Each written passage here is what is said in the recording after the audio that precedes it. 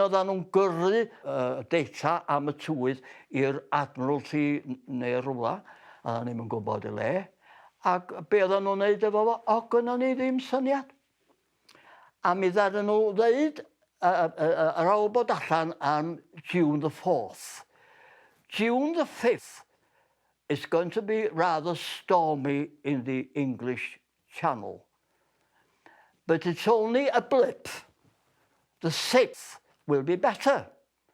Wel, oedden ni'n meddwl, ella bod yna ryw un o'r admirals neu'r wing commanders eisiau mynd ar holiday. So oedden ni'n deud wrtho fo, paid â mynd ar y 5th, dos ar y 6th. Oedden ni'n gwybod i be.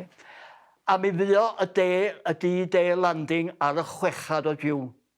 Tasa nhw wedi mynd ar y 5th, mi fasa yna ganodd mwy o'r soldiers wedi cael eu lladd os o'r llonga di sincio and all the rest of it, rhwng y storm a'r gynna ar aeroplanes. So, mi ddaru y decision ni, heb i ni fod yn gwybod, cofiwch, achub canodd o eneidia.